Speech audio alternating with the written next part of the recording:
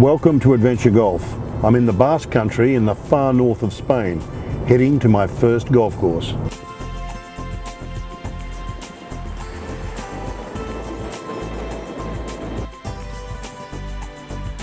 To get here, you have to drive 2 hours south of Bilbao.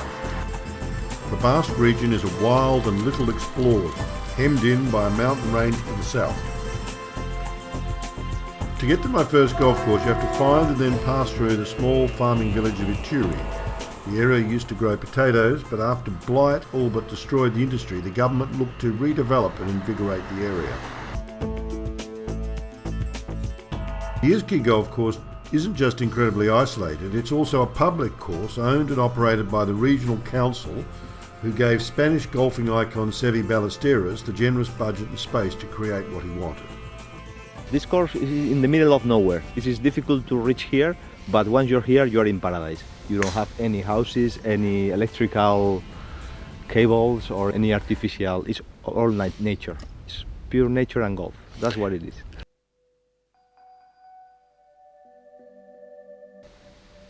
They're right. I don't think I've ever been on a golf course that's so quiet. You can hear a pin drop.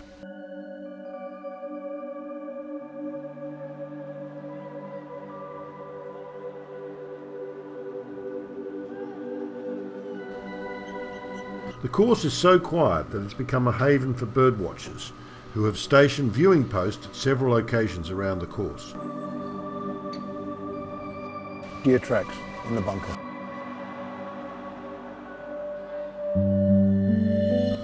The course is so proud of the role it's played in bringing golf to a wider public in this part of Spain, where there are few golf courses. Ballesteros was known for creating some difficult golf courses, and this one is no exception, with some classic Seve touches.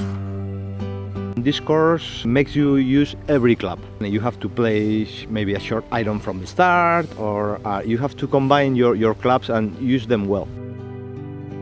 His greens are particularly hard because they are like a soup dish backwards. You have to conquer it. It's like a mold that you have to conquer. Yes. Someone who's played this course often is Pablo, who is a pro and was born in the Basque Country. He tried to break into the European Tour. Yeah, I mean, if you're not shooting under par pretty much every round, you're not making it anywhere. It's really tough. There is so many guys, so many good players. I've been doing it for my whole life, and I love competing and I love playing. And I know I can shoot really low rounds and I can win tournaments. I just need to work harder and get there. Pablo respects courses designed by Seve Ballesteros, but you've definitely got to be right on target on holes like this one, the 320 metre par 4 13th. We got 3 platforms. It's a green, a second one and the first one. You don't see this many places. It tells you step by step where you have to hit the shot, right? It's not like a specific, typical par 4 where you hit driver and then 7 or 8 iron to the green. So here you have to figure out the best way to get around.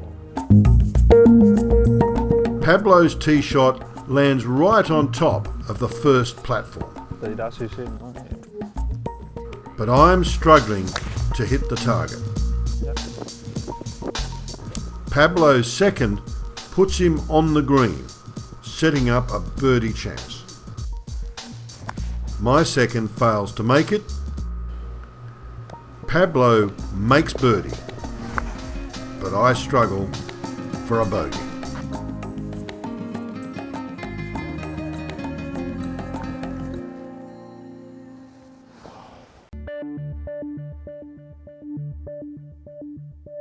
Beyond golf and just across the mountain range from the Basque Country, you reach the Rioja Valley, famous for its vineyards and wines. There are more than 400 wineries here, but only a handful are still owned by local families. The Aguirre family have been growing grapes here for 6 generations. But current owner Mercedes has her father to thank for bottling their own wine. Aquí, jefe, the boss. Well, in our region it's special because we have a mountain, Sierra Cantabria mountain, that give us a microclimate, and also the soil is special for the vineyards. It's the most suitable place to grow vineyards because of the temperature, the soil, and also the mountains. The mountains stop the clouds. Also, the sun reflects on the mountains, and thanks to that, the color in the grapes is higher and we get deeper aromas. There is no Cabernet Sauvignon. Here, Tempranillo is the queen. Mercedes now sells to sommeliers from top restaurants in the region. The family now run a luxury hotel on site, and there is an incredible function space underground. But there's a fun side too. If you're visiting a vineyard, you can even cut your own grapes, like this. This is called a coquette. It's a traditional implement used to cut grapes. And visitors can even make their own wine. Kids just love stomping the grapes. But winemaking is a serious business here. Mercedes' team produce 800,000 bottles a year, and down in the cellar, underground caves store the most precious wines. Mercedes says the families always sing when they come down here. En una bodega, al pie de una cuba, con un grano de uva en el paladar, y a mí me gusta el pim, pim, pim, pim de la bota empinar, pam, pam, pam, con el pim, pim, pim, pim, con el pam, pam, pam, pam, y al que no le guste el vino es un animal, o no tiene un real, que es lo más normal. Salud! With a passion like that, I just have to try some wine. And maybe take some home too. Across the valley is probably Rioja's most famous winery, the Bodegas Marqués de Risco.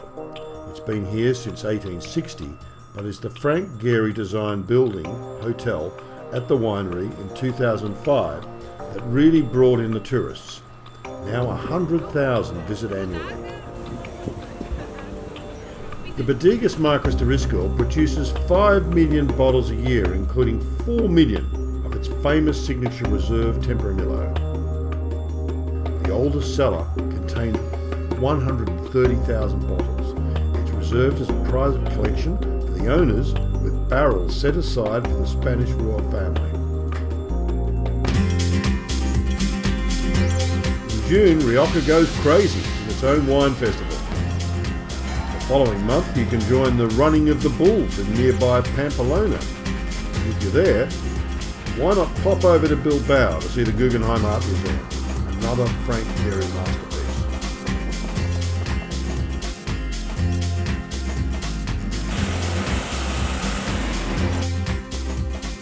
I'm leaving the Rioja region now and heading 4 hours in this direction to my next golfing destination in Catalonia.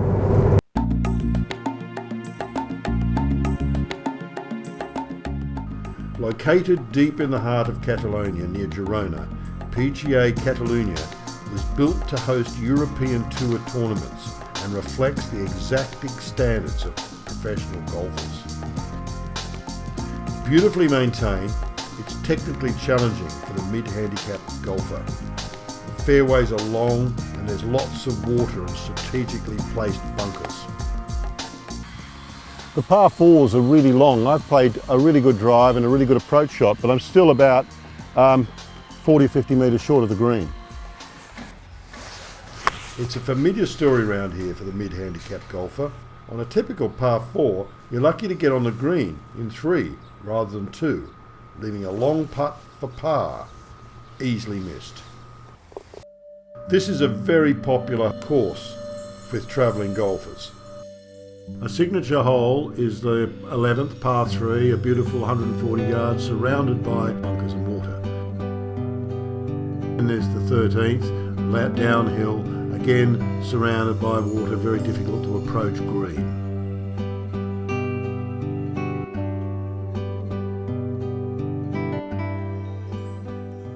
I'm playing with pro Eric Lopez, who gives me some lessons. It's not like that. It's more like that.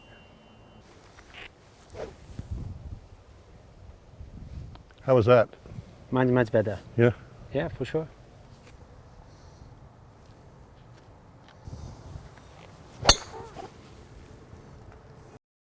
The fifth hole is a par 4, doing blah blah blah blah blah blah blah blah blah blah blah blah. Here's pictures of the par 4. You can go to the right, because later you can go. You have chance for going 3. Perfecta. Super. As we head down the fairway, we come up against some other golfers, and Eric notices some obvious faults, so the lesson continues. Nice shot, 4 meters. The muscles stay with too much tension, and the people for that lose the posture and hit too strong down. And this is, for me, this is the big problem. 2, 3, 4. Eric says many problems also occur when golfers spend too much time over the ball before their shot. Yeah, I tell you, 3 seconds maximum. Too much time. Okay, only 1, 2, 3, and gone. Just send the ball, relax. 1, 2, 3.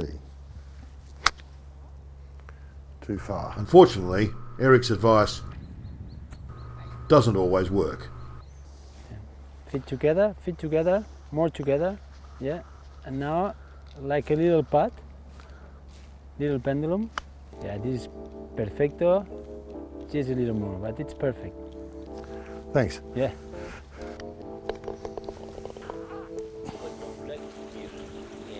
If you're feeling beaten up by a PGA Stadium course, you can always recover at their luxury resort hotel afterwards. This is a proudly Catalan region, and the signature restaurant here, 1477, is named after the date of Catalan independence. Gracias por su atención y disfruten del vuelo. The next day, and I'm flying all the way south to Andalusia, the capital province of golfing Spain. This is the Costa del Sol, and the area around Marbella is known as Costa del Golf. There are more than 70 golf courses here, the highest concentration in Europe. My destination is the luxury Villa Paderna complex, which hosts 3 golf courses and a golfing academy run by US Open winner Michael Campbell. Michael is so good on the driving range, he can tell you exactly where he's going to hit the ball and its trajectory. For a fade, face the target, and what I do is aim left, my feet, my shoulders.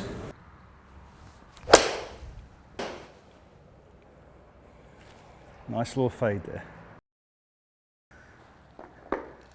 And for a draw, all I do is make sure the club face is aiming at the target and aim right with my feet and my shoulders and swing on that line, that pathway.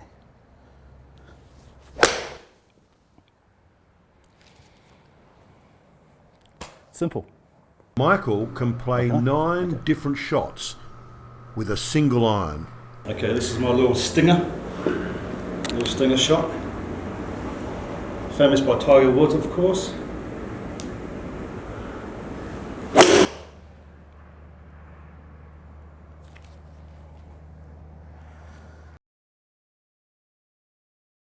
Okay, after showing you all the high shots, low shots, draws and fades, in and cross, this is one of your shots.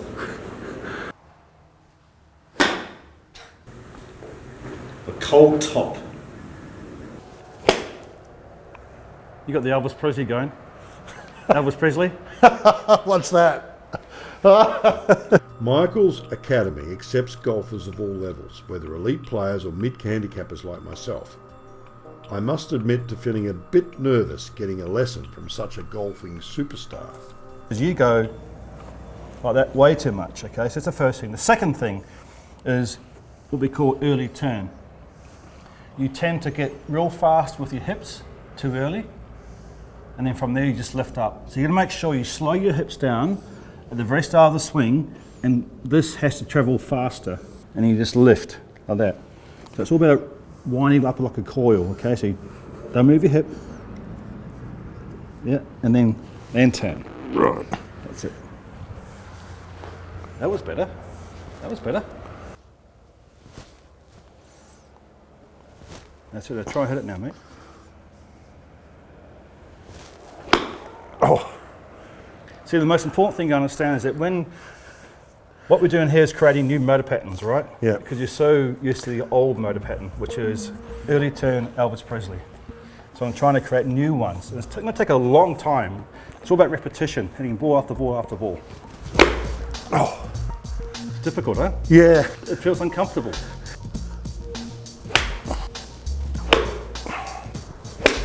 Oh, there you go. Bit of Elvis there. Bit of Elvis, yeah. But I get it. My advice to you, keep on doing your day job. Michael played golf from the age of 8 and came from a humble background in his native New Zealand. He defeated Tiger Woods by 1 stroke in the 2005 US Open, and it changed his life. I was against the best player in the world, Tiger. He just won Augusta 3 months before.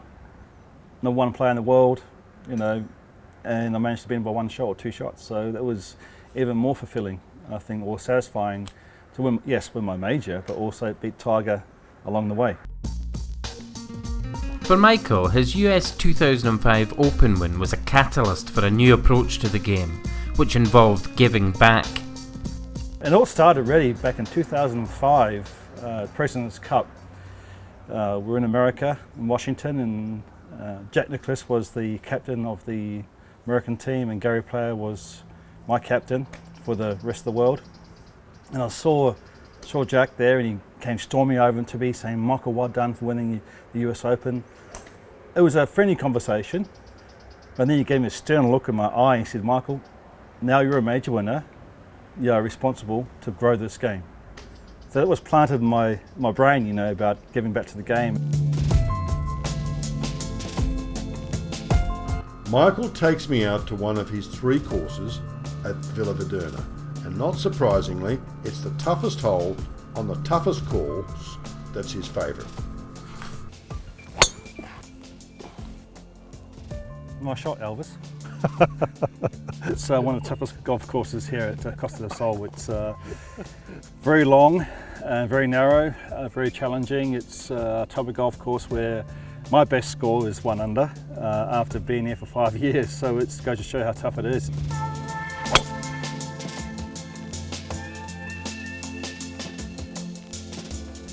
Fiercely competitive and joining the seniors tour, Michael isn't happy playing this long and narrow par 5 unless he gets birdie, and he's always aiming for eagle. It's in my genes, I suppose. I love competing, I love winning. That's my motivation, really. Not the money. The money to me is a byproduct, and the fame and fortune, no interest. I love just playing golf to kiss trophies. Simple as that. I first turned pro in '93, I think it was, and after the guys finished a round of golf, went straight to the bar. And then now, you see now, the athletes, you know, amazing players, and hit it so far now. You see them on TV. I mean, after they play a round of golf now, they go straight to the gym. And it's all about just, you know, working hard. That's the bottom line, really. If you want to succeed in anything you do in life, you've got to work hard. Michael holds a special place among golf major winners, being the first Maori golfer to win a major. I remember going home to New Zealand 2 months after winning the US Open. We went to all the schools, different schools in New Zealand, to, you know, show to these young kids, not only Maori people but also New Zealanders, so that, you know, if you work hard enough, if you've got the self-belief, the confidence, resilience, all those important things, anything's possible. At the heart of this impressive golfing complex is the Villa Verdurna, itself a beautiful hotel where Michelle Obama stayed on a Spanish visit. The hotel is the passion of an Andalusian art-loving family who display their private collection and who have clearly indulged their passion for antiquities, in particular from the Roman world. If staying here has left you inspired by the ancient world, why not visit the real thing, the Roman city of Bello Claudia. It's on the sea by Cape Trafalgar, made famous by Nelson's victory here, and it's only an hour's drive south from the Villa Paderna.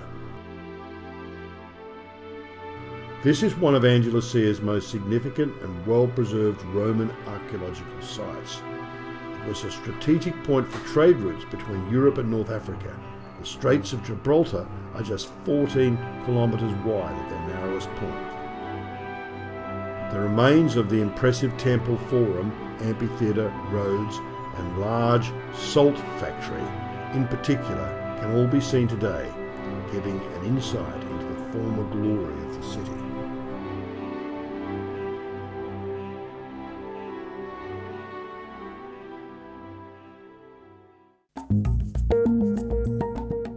Back on the Costa del Golf, and I'm visiting the #1 course in the region, Valderrama.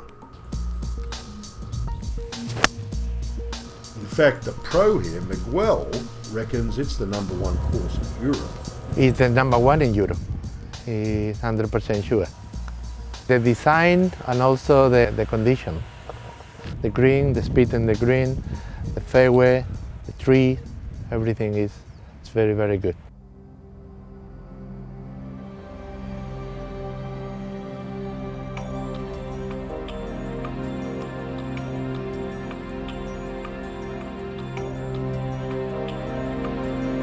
I've been on the world's quietest golf course on this trip, but I don't think I've ever seen one in such immaculate condition.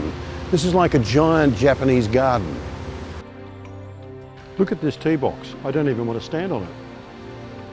There's not a single mark on the tee box. At tournament time, which is only once a year, dozens of groundsmen are deployed to prepare the course.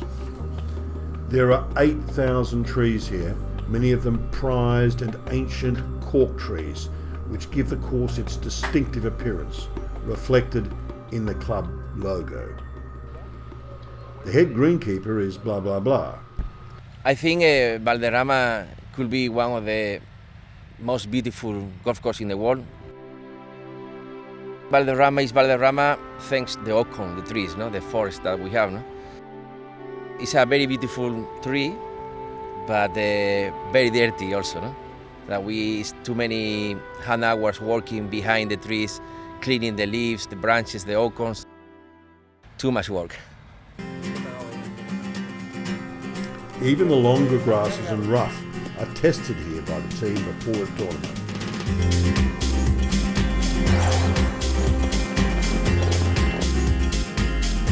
For my final golf experience on the Costa del Golf, I'm heading to the coastal mountain ranges. My destination is the El Harun Golf Club. Costa del Golf prides itself on lots of sunshine, but even here there can be occasional storms, like today. In fact, this looks like it could be a washout. Yes, we are in the south of Spain. A freakish thunderstorm and hot, warm air from the ocean have collided and you can't see a thing. The club relies on visiting golfers and their €70 green fee. And General Manager here, Jaime, needs 30,000 fees of these this year to make a go of the business. He's losing money today, but putting a brave face on it. Now it's foggy, but it's going to be well. We expect to receive many golfers right now. We are lucky because in El Harun we have a very, very good drainage, and we recover very well from the thousands of square meters we receive of water in the last 2 days. The sun's coming out. Everything is better. Maybe if you ask me in a couple of hours, we are going to play with a beer in very much better conditions than now.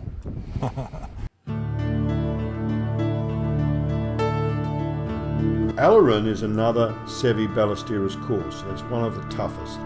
Critics say too tough. It's carved out of the mountainside, and you need a buggy to get around on its incredibly steep paths. It's characterised by dramatic vistas, tight fairways with tiny greens. According to Miguel, the pro here, Seve wanted to make the course even tougher. How difficult a golf course is this? El campo entre montaña, el campo prácticamente la dificultad es los movimientos que tiene, campo un poco estrecho, movimientos de caída, campo prácticamente no es muy dificultoso, yo solamente lo miro por el tema de los movimientos, los greens un poquito movidos, pero el campo para mí no es, para mí y para los amateurs es un campo bastante asequible para jugarlo. Did Seve make the course more difficult than it is now, with his tee positions and green positions? Bueno, yo la verdad es que el Seve intentó poner el campo un poco más difícil, ¿vale? Pero el campo prácticamente está como lo diseñó Seve. El campo está como lo diseñó Seve, está exactamente igual. Lo que pasa es que hubo movimientos que Seve en la finca del campo de golf, número 1, se salió de la finca, quiso hacer un green más difícil, más en alto, y también el número 7 hubo un problema que quiso hacer un green que era un diseño nuevo del número 7, que era un green grande, pero había que pasar la bola muy alto para la matera, muy difícil. Los tees, prácticamente los tees está todo donde diseñó Seve. En el mismo sitio, él quería tees un poco más grandes, los tees prácticamente se han hecho como Seve ha querido, el campo está como Seve ha querido, banque, agua, el campo está de momento como Seve lo hizo. No se ha tocado nada prácticamente. This is the green of the 7th, which is a difficult enough hole as it is, but Seve originally placed the green way over there on the top of that hill. This is certainly one of the tightest courses in Spain, but in general it feels like the courses are tight all over the country. Then maybe that's just me.